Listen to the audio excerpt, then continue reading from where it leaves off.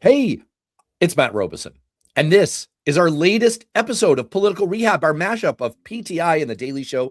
We're a Republican named Matt, he's right over there, and a Democrat also named Matt, that's me. Have a great time hitting the top stories, blasting Trump, doing our weekly That's Bullshit segment, and always ending with a dose of hope. I hope that you will hit subscribe and support this kind of work here on Worth Knowing with Matt Robeson on YouTube, and come back every week, 12:30 p.m. Eastern Daylight Time for this show. This is normally the part of the intro where I warn you that we're live with you right now, but the rest of this show was previously recorded. But we're going to pattern interrupt right now because that remains true. But we have had breaking news since we recorded this episode yesterday, which of course was the firing of Attorney General Pam Bondi. So we wanted to jump on for a very quick intro segment right now to talk a little bit about this major piece of political news. Matt Wiley, Republican campaign strategist, you have been a Pam Bondi critic from the get-go. What was your reaction? What do you think is going on here? I think, first of all, my first reaction was about time. I mean, she has completely failed in her job. And I think Trump was hearing it. I think the MAGA base is angry. They're out there having these conversations. I saw a story this morning that someone came up to him at a sporting event last year and started complaining about Bondi. I mean, when he's hearing this, it was just a matter of time. That was starting to happen. But I think the real issue is the electoral consequences of this thing. You know, in all reality, we've talked about it on the show many, many times. Republicans are going to lose seats. We don't know if we're going to lose the Senate, but if you look at it, there are 4 seats I'm looking at in the Senate right now. You know, North Carolina, I think Republicans are going to lose. I think Alaska could be in play. I think Maine can be in play for Democrats. And then when you look at Georgia, it looks like where Republicans could pick up, Republicans aren't going to pick up Georgia and because it's a complete mess in the primary. So I think Trump is looking at, if he wants an attorney general who's going to do what he wants done, he has to get her out and get somebody in this year. Otherwise, it is going to be a mess. I see this as a quintessential Greek tragedy, and perhaps a little differently than you. Look, no one is going to pour one out on the curb for Pam Bondi, but firing her really is the ultimate irony because she's basically being fired for not being a witch. Remember how Christine O'Donnell, that candidate in Delaware, you probably remember. Oh, yeah, I remember. Yeah. I am not a witch from Delaware. She had to explain. Yep. She had to go on air with an ad to explain that she wasn't a witch. Here's something that Democrats and Republicans can agree on as political operatives. If your candidate needs to explain that they're not a witch, that's bad. Okay, you've already lost. That's very high-priced intel. Well, that's basically Pam Bondi's problem because Trump believes his own rambling nonsense. When he says that James Comey is a criminal, he believes it. When he says that Letitia James is a criminal, he believes it. When he says that 6 members of Congress who reminded American service members of the law that they don't have to follow illegal orders, he actually believes that that's sedition. And these are all, as he would say, fake, totally fake news. They're frankly bizarre. They exist only in his own mind. And so Bondi is being charged and professionally executed for the crime of doing what he demanded. She tried to prosecute all of those people. That's what's ultimately really tragic about all of this. Like I said, almost Greek tragic, because that's where the fate of the protagonist is set and they're doomed. And Bondi was caught in that. It was kind of a cruel catch-22. You saw it over and over again. The catch-22 is that no competent lawyer would have brought any of these cases. Mm-hmm. She needed to bring these cases. Therefore, ipso facto, you land on the ultimate Trump syllogism. She could only use incompetent lawyers to bring these cases. And of course, Lindsay Halligan, Alina Habba, all of these nitwit lightweights failed. So again, look, it's not that I have sympathy for her. I'm reminded a little bit more of the Rolling Stones song, Sympathy for the Devil. I'm just recognizing the reality that her downfall, if you truly think about it, is one of the sickest stories of the Trump era. You know how in medieval witch trials, they would cast the accused witch into the lake, and if she drowned, That proved that she wasn't a witch because she didn't have magic. Well, Pam Bondi was cast into the lake. She's not a witch, and she drowned. So, I mean, that to me is the ultimate takeaway here.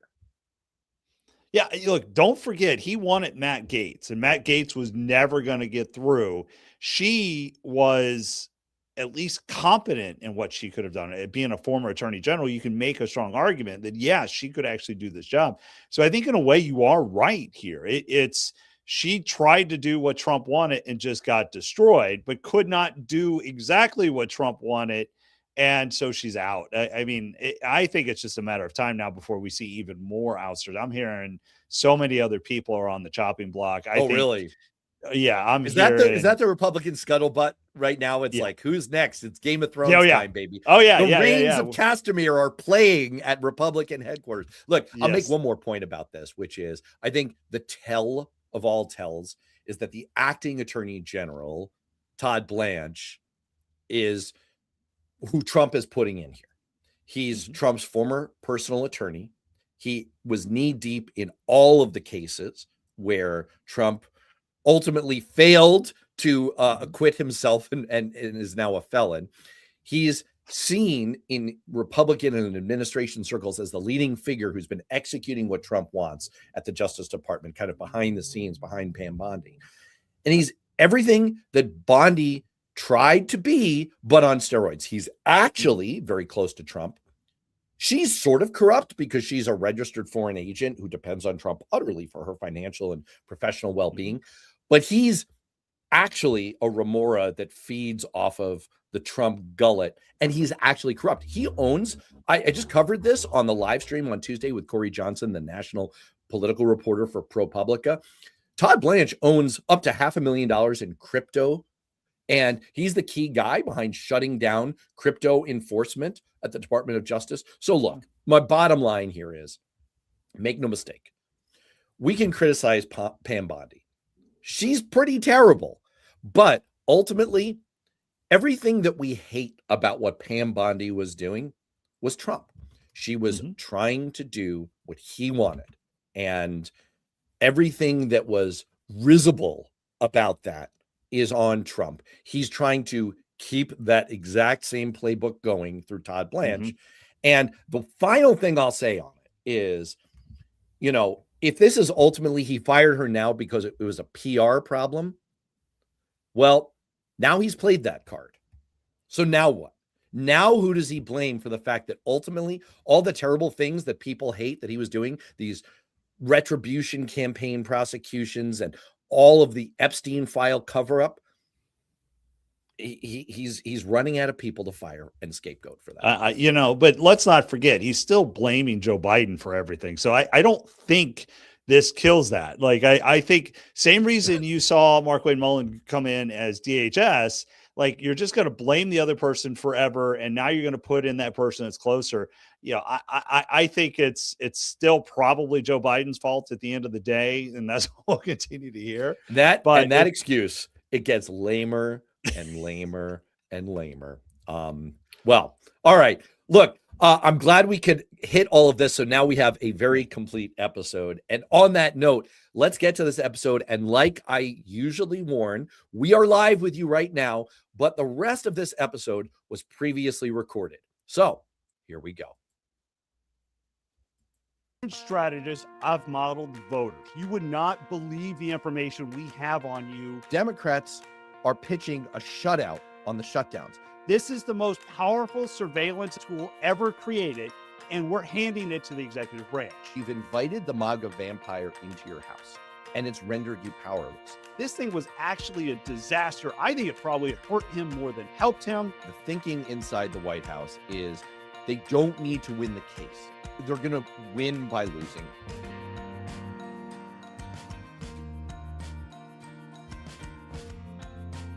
Welcome to Political Rehab. I'm Matt Robeson, Democrat and former congressional staffer. And I'm Matt Wiley, Republican campaign strategist. Today, War with Iran, almost over and escalating at the same time. Ballroom blues, a birthright battle, flashing warning lights for both Republicans and Democrats, the hidden history of executive orders, an actual fascist moment in America, and a soaring moment of triumph. But let's start, as always, with our Trump dump. Time for the Trump Dump. That's right. Time for the Trump Dump, our weekly segment, because it doesn't matter if you're a Republican, Democrat, or independent. There's something Donald Trump did this week that pissed you off. And this week, Donald Trump saw fit to attend the Supreme Court hearing on birthright citizenship in person, and he sat there for roughly an hour and a half in the public gallery without speaking or participating in any way, in kind of a frozen fugue moment like we've seen in the Oval Office when people have collapsed in a medical emergency. This is highly unusual and basically unprecedented. Presidents do not typically attend Supreme Court oral arguments, and he seems to be the first president to have done so. He didn't have a formal role here. He wasn't arguing the case. He wasn't advising counsel. He wasn't really doing anything other than being a potted plant. That is, by the way, a term of art. As a former congressional staffer, I can tell you that when you hold press conferences in Washington, there's sometimes a function of having other elected officials stand behind the actual people who are doing something like speaking, and their role is to stand there and look thoughtful. And the term for those people is potted plant. That's what Donald Trump was doing. But he was trying to be more menacing about it. He was Frankie Five Fingers on trial in Godfather Part 2 in front of a Senate panel, and having his brother flown in from Sicily by Michael Corleone to sit there and send a silent message. You'd better toe the line or else. That seems to be all that Donald Trump was trying to do with the Supreme Court justices. Of course, this is pretty obnoxious for Americans who have to work for a living, while the president is basically sitting there as a spectator, doing nothing of substance, literally costing taxpayers millions of dollars in protection and all the other accoutrements that go around being the president of the United States. Remember that Donald Trump has built his entire persona on dominating attention, pushing to the front of every photo op, like he memorably did in a meeting of world leaders, literally elbowing other people out of the face. Oh my gosh, you got to get out of the way. I've got to be in the front. No, here, his only function was to sit and scowl and stare at Supreme Court justices. That alone signals that the purpose here isn't functional. It's symbolic. It's performative. It sends the message that this is what Donald Trump cares the most about. Not the war we're waging with Iran, not the deep economic pain that he has inflicted on the American people with his tariffs. No, what matters to him is this odd, quirky case about birthright citizenship. We got to stop the babies. Too many babies who are getting citizenship. This is obnoxious. It's obscene. It's stupid. It's wasteful. And it's quintessential Donald Trump. All right. First of all, great use of a Godfather reference. Trump signed an executive order targeting mail-in voting. Look, this is clearly unconstitutional. It's up to the states to determine elections. And we'll do a deep dive into executive orders later in this episode. And what should stop every conservative cold is that in this order, Trump wants to create a national voter database. Now, I know what some of you are saying. Oh, that sounds reasonable. Clean up fraud, protect elections. Yeah, that's what Trump does. He gives you a harmless, almost sensible reason so you think it's okay to infringe upon your liberties. Look at what the federal government already has. The IRS knows what you make. Social Security knows who you are. DHS has your immigration status, TSA pre, global entry, background checks. They have it all. The federal government already has 314 data points on each and every American citizen. And now we're handing them whether you vote. Now, here's what nobody's saying. As a campaign strategist, I've worked with data. I've modeled voters. You would not believe the information we have on you on the private side. I've used this information to drive targeted messages to make you feel angry about something, move specific people, change outcomes. I know exactly what you can do with a list like this. And I'm telling you, a national voter database in the hands of the federal government is not an administrative tool. It's a weapon, because these systems don't stay siloed. They never do. Right now, there's already reports about planter technologies being brought in to connect data across every federal agency, IRS, DHS, Social Security, into one searchable, customized machine. And the government requests for your social media data have exploded 770% in the last decade. 770%. So now they know who you are, what you make, what you say online, and soon whether you voted. You think that stays in a filing cabinet? You think it doesn't get used? Look, I know this sounds a little conspiratorial, and maybe I'll dig out my tinfoil hat later, but Republicans have spent 50 years fighting federal centralization. And now some are cheering a single federal list of every American eligible to vote. That's not election integrity. This is the most powerful surveillance and political targeting tool ever created, and we're handing it to the executive branch. Ronald Reagan warned us that the 9 most dangerous words in the English language are, "I'm from the government and I'm here to help." Apparently, that only applies when the other party's in charge. Republicans, the creation of a national voter database is a betrayal of everything we stand for. That was amazing. And I'd like to say to all the Trump supporters out there, I'm sure you're looking forward to your federal government issued tattoo on your neck to barcode identify you. And on that note, let's turn to our rundown.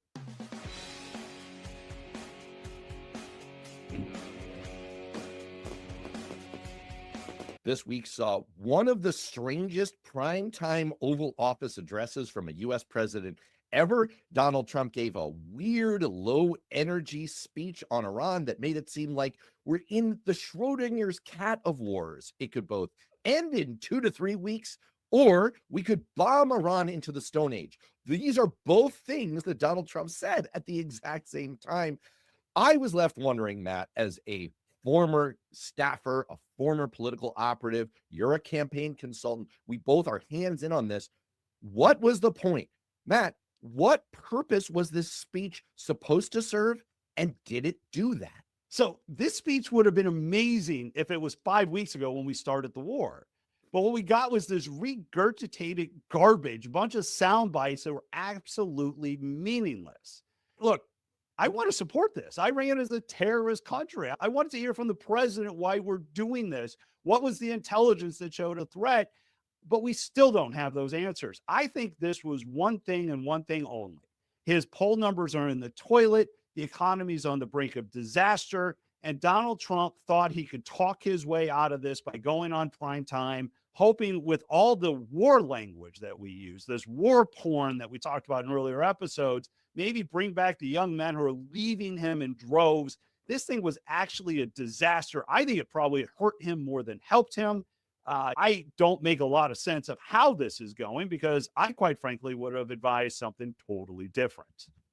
You ever see a kid who's got a dad with like an ugly nose and a mom with like big ears, and you see the kid has gotten the worst features of both parents, and you're like, oh no, oh, I feel so bad. I feel so bad for this kid.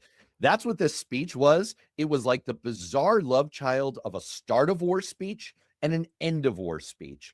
And it took the worst features of both and glommed them together. And what you got with it was this confusing mishmash. Now, the White House is saying on background to reporters, he was trying to level set. He was trying to kind of reframe expectations about what we're doing for people who aren't paying close attention to this, like high information voters and insiders like you and me. Yeah. It didn't do that. It didn't explain anything new or really give a compelling justification for why we went to war in the first place, why we're going to somehow benefit. He said your grandchildren will be better off, and no explanation whatsoever for his magical thinking of, he literally said the Strait of Hormuz, it'll open naturally after this is done. Naturally. What do you mean? Like, we're not getting an epidural for the opening of the Strait of Hormuz, like naturally? Let's talk about the White House ballroom, because it also blew up this week when a federal judge stepped in and halted construction, saying the president can't just redesign the White House without Congress. And we learned it's not just the ballroom. There's a massive security complex being built underneath it. Bunker, hardened facilities. Trump railed on it on Truth Social, called it wrong, blast critics as lunatics. Matt, what are we going to do with this big, beautiful hole in the ground? Should we call HGTV with help? I've wrecked the White House. Maybe that's a good next one. Let's bring in the Property Brothers. By the way, SNL did this amazing thing where Trump and Melania are there like for a Property Brothers rebuild. It's like, I need more space.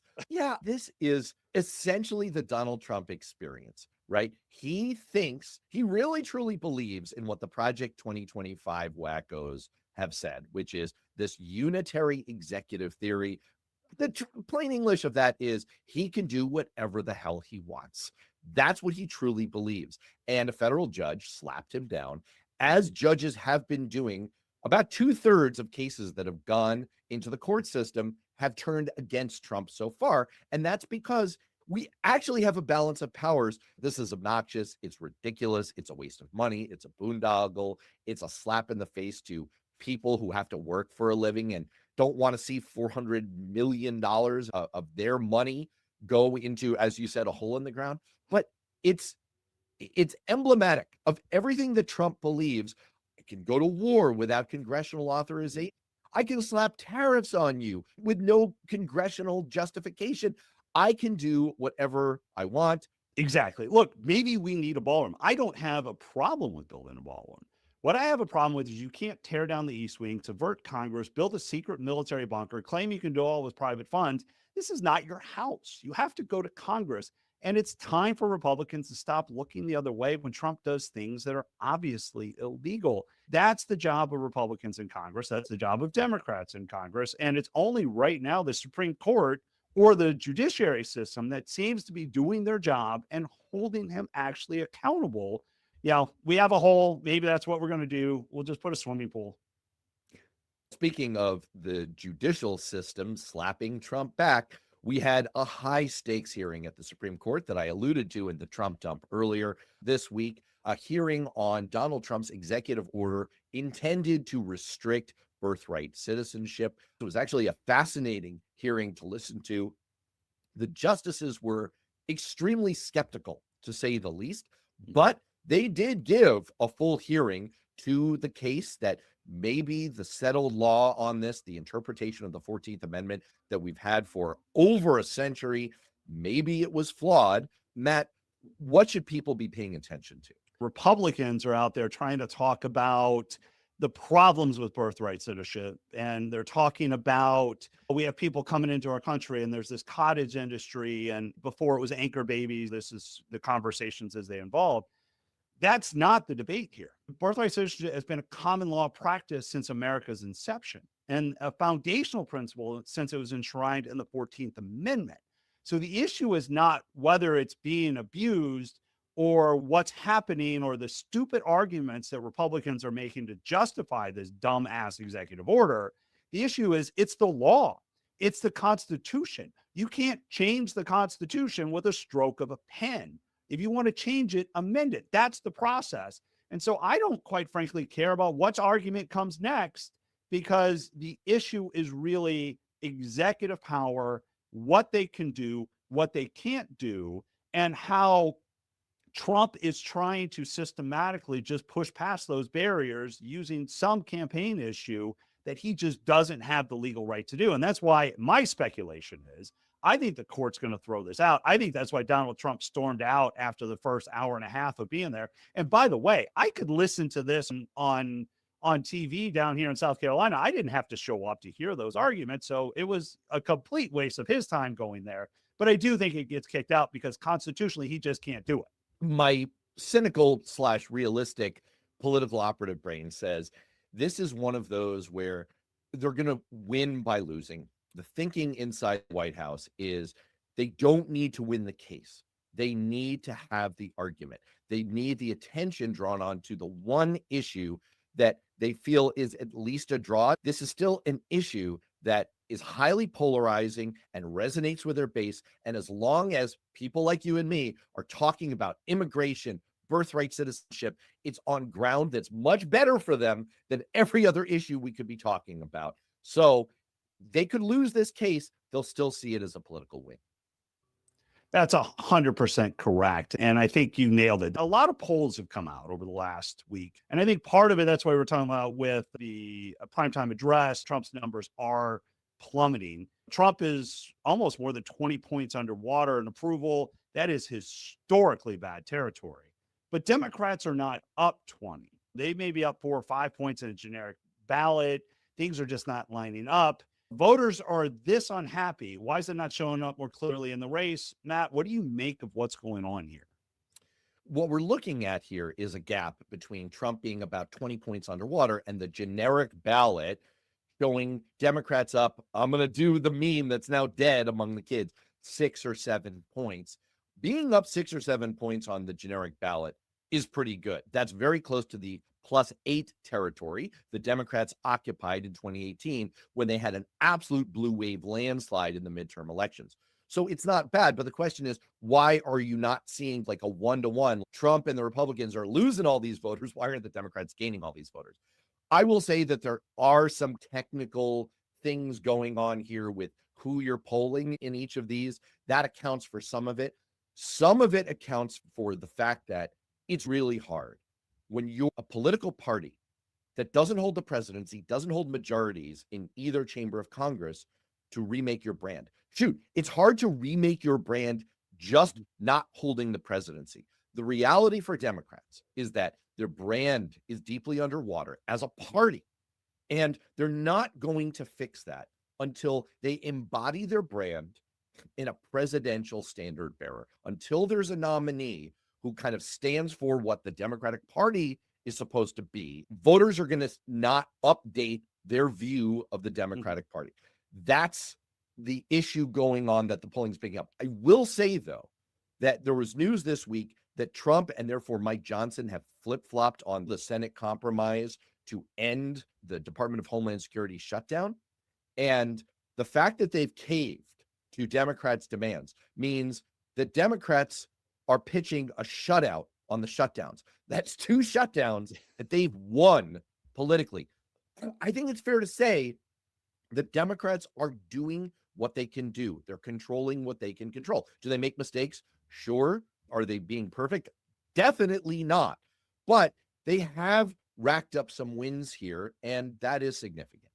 Part of this, I think, is by design. When your opponent is hanging themselves, and that's what Republicans are doing, Democrats have to get out of the way. And I think clearly what we see and the reason why some of these numbers don't line is they're not out there putting out issues. They're not putting out their platforms. They're not campaigning. They're doing the smart thing. They're just staying out of the way. And if I was advising Democrats, I would tell them, you got another month or 2 of this where you just let Republicans implode and then kind of come in with it. I think the cautionary tale here is it can't be an all anti-Trump message. And that's going to be the temptation, because if they do, they'll never realize those gains because Americans are past that. But I think those numbers don't line up right now just because it's the time in the cycle where they won't or shouldn't. Speaking of Republicans imploding, let's turn the tables. You just prompted me with a question of why aren't Democrats doing a little bit better given the political environment? I'm going to turn the tables on you and say, are Republicans doing as badly as they possibly could in this political environment? And the case and the evidence that I would offer is the Conservative Political Action Committee, the CPAC conference, which is the big confab for Republicans, concluded last week. And coming out of it, it sure looked this week like Republicans were as divided and confused as they have ever been. Donald Trump continues to withhold an endorsement in the key Texas Senate race because of the demands of the MAGA base, who seems to want to go all in on a very flawed candidate that exposed them to a loss. There were fractures evident at that conference. Now Trump is playing footsie with the idea of firing Pam Bondi. It does seem to be a Republican Party at odds with itself. You are a quintessential insider. Is this true? Is that perception right? What's going on? For those who don't know, CPAC is the annual political conference that's been attended by conservative activists since the 70s. The inaugural kickoff was Governor Ronald Reagan, where he talked about American exceptionalism, a shiny city on the hill. CPAC wasn't just a powerhouse. It was the defining organization for conservatives. And it packed the rooms, party atmosphere. It could make or break your campaign. And this year was just a mess. It wasn't just a bad CPAC. It exploded a generational split, war fatigue inside MAGA, a movement losing cultural momentum. And that's a problem because in our base is conservatives. That has always been our go-to. And when you map out the numbers we need to win, And for those who sort of don't think and live and die by campaigns like I do all the time, we look at kind of how many Republicans we need, what's that percentage. We get about 91, 92% of the Republican vote. We get about, 7 or 8% of the Democrat vote. And depending on registration, that gets our model of how many swing voters and independents we need to go to. But our intensity, how we focus and divide our time is we know conservatives are going to show up for our candidates. When CPAC is starting to fail, we're seeing that less momentum. You're seeing conservatives who are not part of MAGA anymore. They don't like what they see, so they're leaving in droves. And then you see the Pam Bondi side of things. You can see even at the top in the White House, they're starting to see they have some serious problems, and they're trying to do a bunch of Hail Marys whenever they can. I actually do think we have some serious infrastructure problems that I see every day when we're talking. I see it in polling. What we know with polling is a lot of this stuff is self-identified. And I'm even starting to see when we're writing questions of like, are you MAGA? Are you more traditional? Because we see that split happening over and over again. And it is a problem for us right now.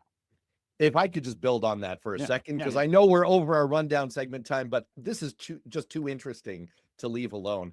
I want to quote to you from the documentary from the 1980s, The Lost Boys, and the idea that you never invite a vampire into your house because it renders you powerless. It feels to me like what you guys, my friends, as we used to say back in Congress, my friends in the Republican Party, what you've done is you've invited the MAGA vampire into your house, and it's rendered you powerless. There are clear pathways to take if you as a party want to win. That's a function of a political party, is to win. We are here to win the election. We're here to win the game. Exactly. The base wants people to fight. They want intensity. They want firebrands. That's not the same thing that the party wants. And what you see right now seems to me to be those issues at loggerheads, and the party that still exists, people like you who are not MAGA-fied, who are not Trump fans, who are trying to hold on to the DNA that you feel the Republican Party used to have, you are rendered somewhat powerless. I don't want to say that you're totally cuckolded here, man, but like you are rendered somewhat powerless because there's no way for Republicans to win elections without the MAGA base. You rely on them to get the sheer volume of numbers to win elections, and you have to keep them engaged. And so you see this schizophrenic behavior of, we can't endorse clearly the stronger candidate in John Cornyn in Texas because we need the MAGA intensity. We can't have them abandon us. You see all of the stuff that Pam Bondi has done, especially around the Epstein files, which was meant to cater to the base, but it's completely alienating mainstream Republicans and independents. It's not what you need to do to win. It's a significant problem. You may just have to age your way out of it. And you know what I mean by that demographically. I do. And I love the fact that you called Lost Boys a documentary. So that's fantastic. That's a great word. What? It's not? No, it is. It is. Yeah. Good. But you're 100% right on where we are, because we did invite them into the house. And you see that with Matt Schlapp, who runs CPAC, who is all in on Trump, brought him in as many times as he could. They endorsed even when they didn't need to, even when he's clearly not a conservative. And so you brought the vampire in, you brought him in, and now the people that you needed to make up on CPAC are leaving in droves. But the problem we're running into in election after election is every Republican who runs is running on, I'm doing this for Trump, or I will do this for Trump. Or you see John Cornyn, who twisted himself and changes his views to try to get that Trump endorsement. And we're winning MAGA's winning a lot of primaries, which means the Republican candidate is going to lose a lot of general elections. And that is what spells a disaster, because what we are seeing, and I see it in polling after polling, is that the Republicans that you need to win are not supporting this shit show. And so they're going to not show up at the polls. They're not voting for the Democrat. And that's the stupid argument we always say. Who are they going to vote for? They're just not going to vote for you. They're going to vote. They're going to show up. They're going to vote for every other Republican out there that makes sense to them. but they're not going to vote for more of this circus, more of this disaster. And we've created a system that is untenable for us as a party. And we see it with the Bondi stuff, with the Cornyn stuff, with CPAC. Every early indication that we are seeing in April of 2026 is that it is going to be a wipeout for us in November. Speaking of historical documentaries, we do want to turn now to a deep dive. We want to talk about a thread that has run through this show of Donald Trump's executive orders. We've seen it on Birthright, Citizenship. We've seen it on his move to gut the White House.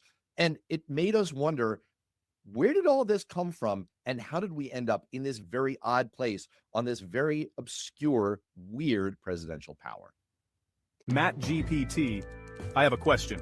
Where do executive orders come from, and how did we get to this point? The phrase executive order literally does not appear anywhere in the Constitution. The entire legal basis rests on Article 2, specifically the opening line, the executive power shall be vested in a president of the United States of America. Combine this with his duty to faithfully execute the laws and his role as commander-in-chief, that's it. Those are the constitutional building blocks for over 14,000 executive orders across American history. George Washington issued 8 executive orders. 8. His first one wasn't dramatic at all. 2 months after inauguration, he basically sent a letter to department heads asking them to give a clear picture of what was going on in his government, because the new federal government was replacing the weak Articles of Confederation structure and nobody had a real playbook yet. Washington used executive orders mostly to manage the executive branch, directing his own people. The idea of using them to make policy that affects ordinary citizens, that came much later in 1793, when Congress was out of session and Washington needed to respond to the war between England and France. He issued the Neutrality Proclamation, declaring the U.S. will stay out of the conflict, and directed federal officials to enforce it. The quote, Congress is out of session justification is the original DNA of executive orders. So how'd we get from 8 orders to 1,000? One word, crisis. Abraham Lincoln needed them to save the country. The Emancipation Proclamation was a presidential proclamation, what we today consider an executive order, issued under Lincoln's war powers. He also suspended habeas corpus by executive order, a right that only Congress is supposed to suspend. The justification? Military necessity, wartime emergency. This is the moment the tool transforms from an internal management memo into a weapon of national policy. Then the numbers explode. Andrew Jackson was the first president to issue executive orders in the double digits. Grant hit 217 to enforce Reconstruction. Teddy Roosevelt broke 1,000. Woodrow Wilson hit 1,803. Then comes the big one. FDR issued 3,721 orders to tackle the Great Depression, implement New Deal programs, and wage World War II. He declared bank holidays, seized factories, and most infamously issued Executive Order 9066, ordering the internment of over 120,000 Japanese Americans. FDR normalized massive policy making by executive order. Truman pushed it further. During the Korean War, Truman ordered his Secretary of Commerce to seize and operate the country's steel mills, acting without any authorization from Congress. The Supreme Court said no. The court held that the executive order was not within the power granted to the president because it attempted to make law rather than carry out a law Congress had already passed. Reagan, Clinton, Obama, they all used executive orders heavily, but almost always under divided government. Congress wouldn't act, so the president did. The justification has always been the same, crisis or gridlock. But then Donald Trump happened. Presidents from JFK to Biden issued an average of 19.8 executive orders in their first 100 days. Joe Biden's 42 was itself a record among recent presidents. Trump issued 143 in his first 100 days of his second term. Just as a point of reference, FDR, while navigating the Great Depression and World War II, issued 99 in his first 100 days. Trump beat that in peacetime with his own party controlling Congress. And that last part is the point. Every president before him used executive orders when Congress wouldn't act. Trump is using them when Congress could act, when he has the votes, the majority, the ability to pass actual laws. This is no longer managing government. This is reshaping the system itself. Elections, citizenship, institutions that were never meant to answer to one person. That's not executing the law, that's substituting for it. The situation became so untethered from anything the founders imagined that Saturday Night Live had a cold open around Trump's first 100 days. I've also signed 147 executive orders, everything from banning paper straws to defunding PBS. I understand Elmo has now been apprehended by ICE. But while comedy was writing sketches, the courts were writing injunctions. No president in history has challenged constitutional limits or sought to increase presidential power in the way Trump has in his term. Never before has the court been asked to rule on the legality of so many presidential actions in such a short period of time. 358 cases challenging Trump's actions in 2025 alone. And yet the executive orders keep coming. Which brings us back to the beginning. The founding fathers disagreed sharply on presidential power, even those in Washington's cabinet. Alexander Hamilton argued the Constitution's grant of executive power was expansive. The president could do anything not explicitly forbidden. Thomas Jefferson argued the opposite. The president could only do what was explicitly permitted. That argument is still going on today. There's a lot we can talk about with the executive orders, but I want to start with one of the things that was discussed at the end. It's not just the flurry of executive orders. It's one, the fact that they are being done when Republicans control Congress and Trump has the votes to pass laws doing these things. And two, it's how he's fundamentally changing America and openly violating the Constitution. I think that becomes a pretty interesting discussion, Matt. And just, I want to kind of get your take. I've been on record a lot of times just calling this an abuse of power. A lot of my articles that you can find on Substack, I've called this an abuse of power. As a Republican, I like smaller government. We've talked about this. What's your take? What's your thoughts here? I thought that was super interesting. I didn't know all of that history until you turned to our resident AI autonomous agent here, Matt GPT, to fill it in. And it was fascinating. I didn't realize the scale of FDR's use of executive orders. That was eye-opening to me because we tend to venerate FDR and his role. Maybe not conservatives. Maybe you don't like everything that he did, but certainly I think there's a broadly shared view that he was very important as an American president for getting us through World War II. Right. And I like the connective tissue that you/Matt GPT drew there of you can justify in history the use of executive orders around two conditions. It's an emergency. It's a national emergency. You suspend habeas corpus because we're in a civil war. You issue 300 some odd executive orders a year because we're in the Great Depression combined with World War II. So despite the fact that, as you just said, FDR had congressional majorities and he could have passed laws, he was availing himself of this tool for speed, for clarity, and for political purposes. When Obama used executive orders, I'm, of course, more of a fan of Barack Obama than you are by a lot. I'm a genuine fan. Right.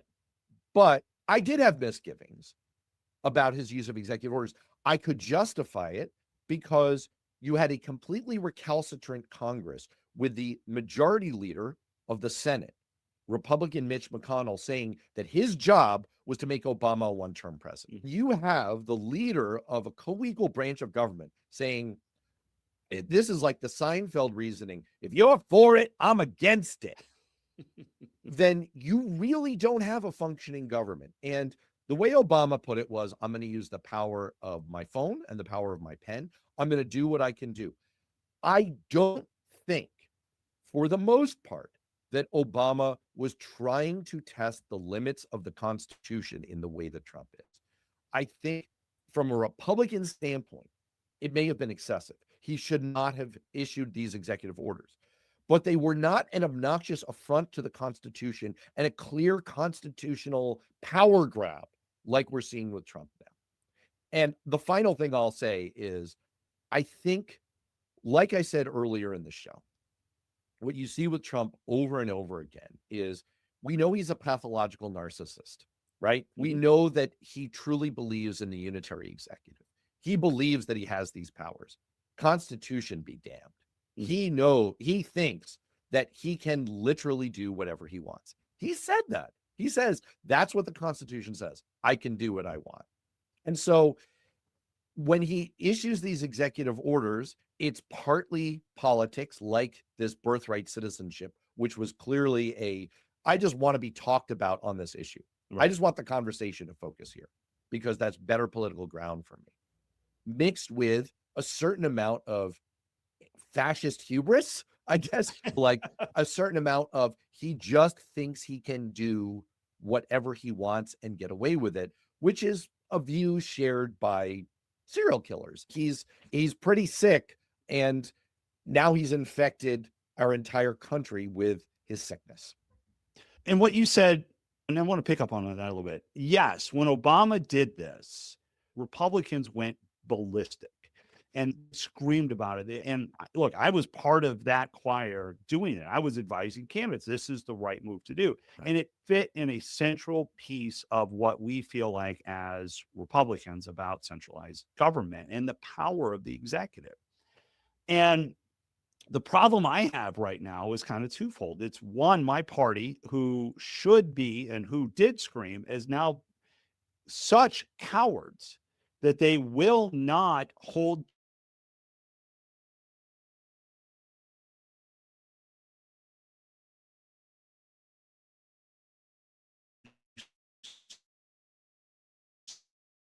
usurping their power.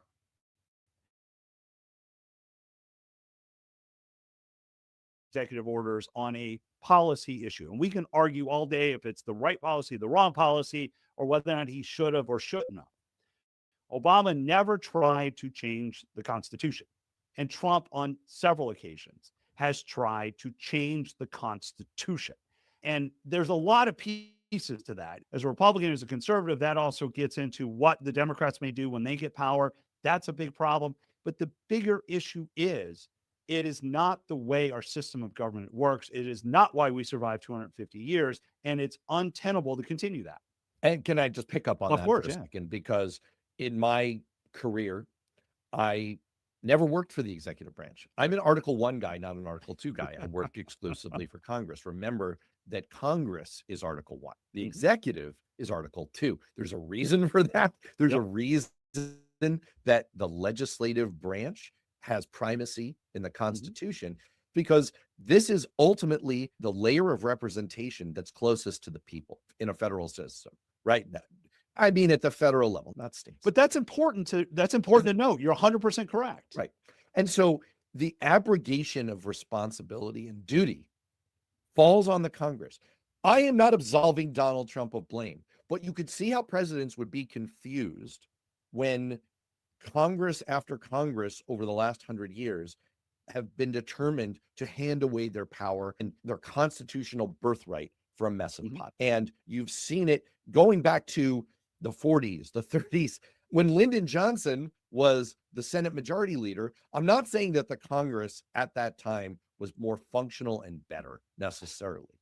Certainly, from the standpoint of an issue like civil rights, we were not better off when powerful Senate committees were stoppers to progress, right? Where you could bottle up Southern racists who were at the time Democrats, right, could essentially stop all progress because of the filibuster and Senate rules and the power of committees. But it was a time where the Congress zealously guarded their own prerogatives, and you didn't have this imperial presidency. And the fact that they have given that away piece by bloody piece, that's on them. And again, you can see why I am going to justify Obama just a little bit here.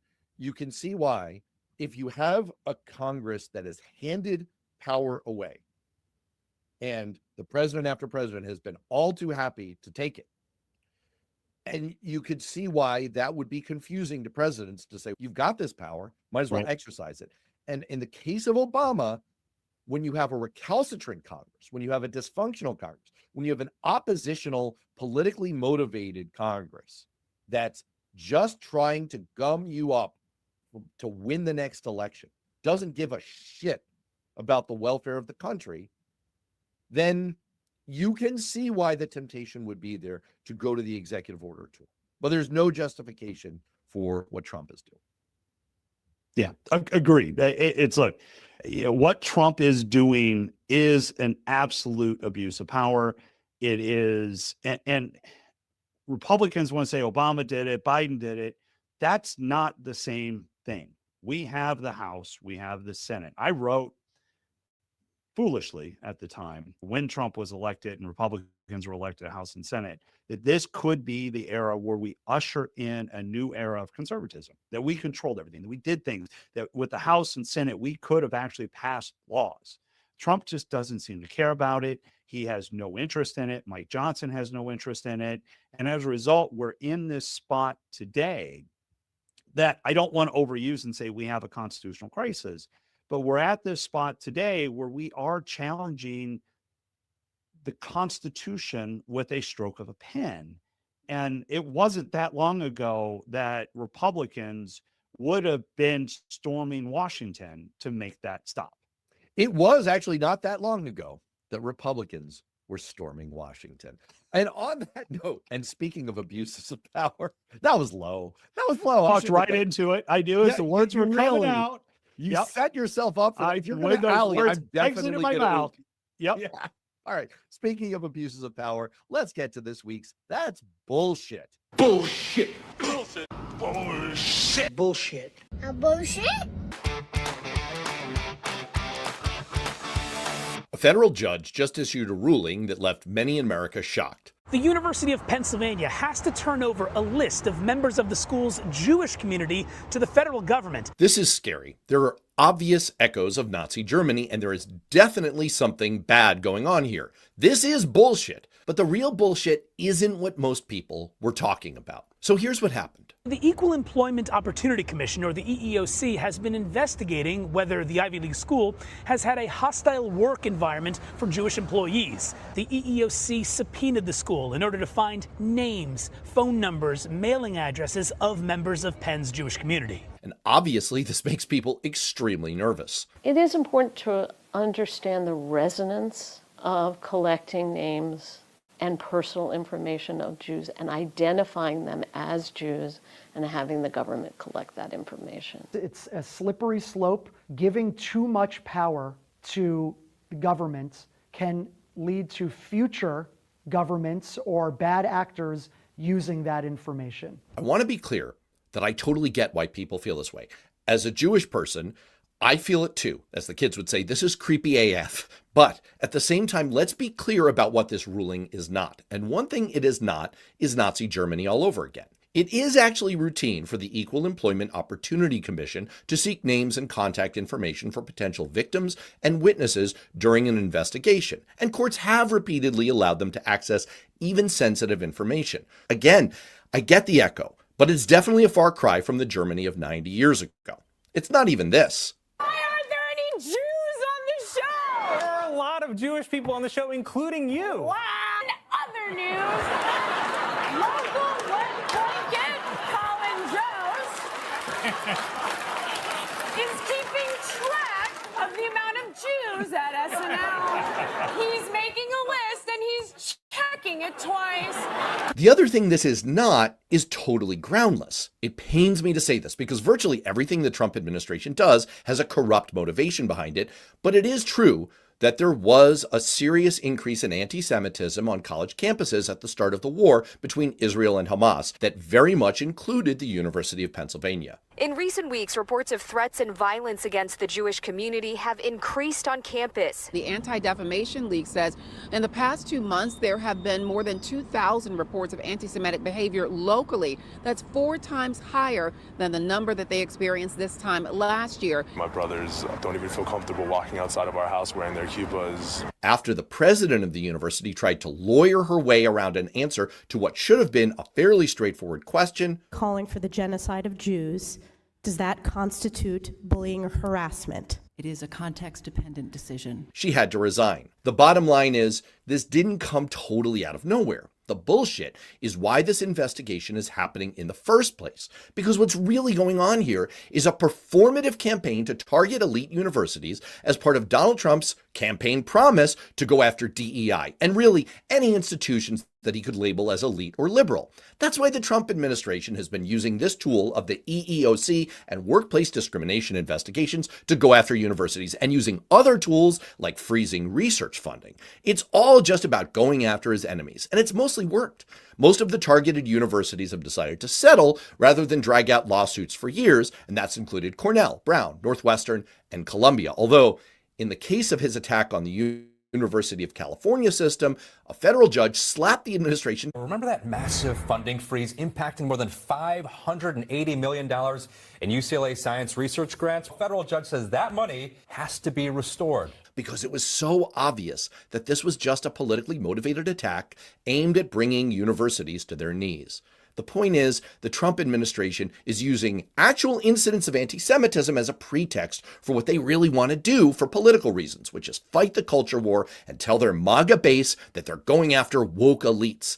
And this is hypocritical bullshit for two reasons. First of all, no one's a bigger member of the corrupt elites than Donald Trump. That's the major thing we've learned from the Epstein files, which Trump appeared in more than 1 million times. There's no more elite club of rich people up to no good trying to get ahead at the expense of the rest of us than Trump and Epstein and that entire circle. Second, and much worse, if there's any institution that is definitely guilty of anti-Semitism and bigotry that should be thoroughly targeted here, it's the Republican Party under Donald Trump and his MAGA influence. This morning, new fallout after the leak of racist text messages linked to members of young Republican groups across the country.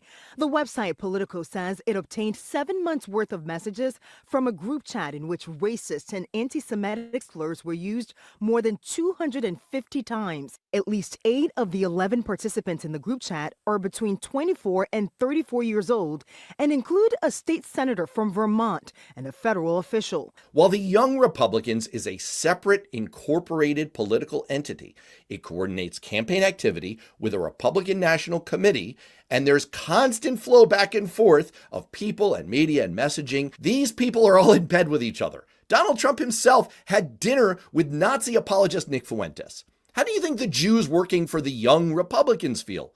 Don't see any investigations of that for a hostile workplace environment. Which brings us back to the main point. There may be an actual pretext for what the Trump administration is doing, but make no mistake, it is ultimately just that, just a pretext. If they really cared about anti-Semitism, they don't have to go far to look for it. Just look in the mirror. The fact that they're weaponizing it as a political tool while ignoring it in their own house, that's just bullshit. And as always, let's finish with our weekly dose of hope.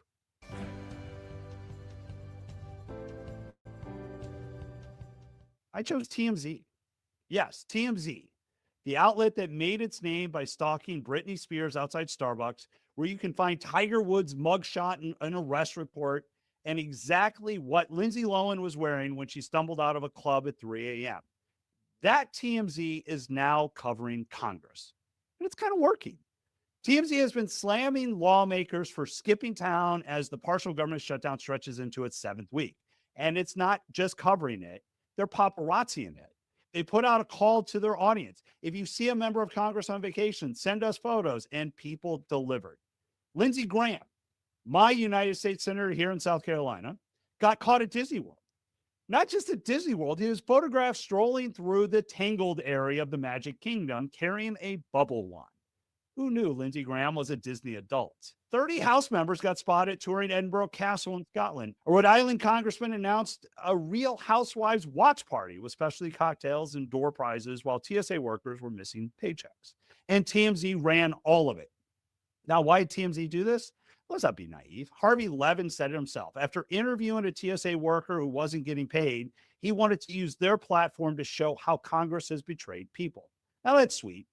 But TMZ doesn't do anything that isn't profitable. They did this because their audience, entertainment fans, pop culture followers, people who have never watched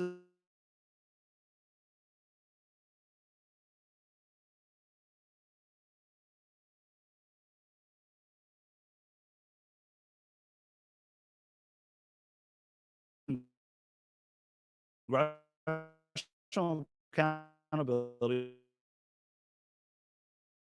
doesn't do it. Op-eds don't do it. But apparently the paparazzi model, the same thing we've complained about for 20 years for following celebrities into gas stations, might actually work on Congress. Not because TMZ cares about democracy, because their audience does. And that audience is huge. It's cross-partisan and it's paying attention. Democracy always finds a way, just sometimes it's in the tangled section of the Magic Kingdom. From the lurid to the sublime, I want to talk this week about the spectacular launch of the Artemis 2 moonshot. And it was glorious. If you don't feel a thrill up your leg and goosebumps on your arm, I don't know what I can do for you seeing this spacecraft take off and head to the moon. Of course, not everyone feels as I do about this. So for people who are a little bit more prosaic, try this on for size. The space program is the best investment the United States of America has ever made. And in fact, the sneaky secret about American government is that the single best thing that our federal government does is take our tax dollars and put them into scientific research and development. The Apollo era, the R&D that went into that 10-year moon program brought us computer chips, CAT scans, LEDs, GPS, the internet.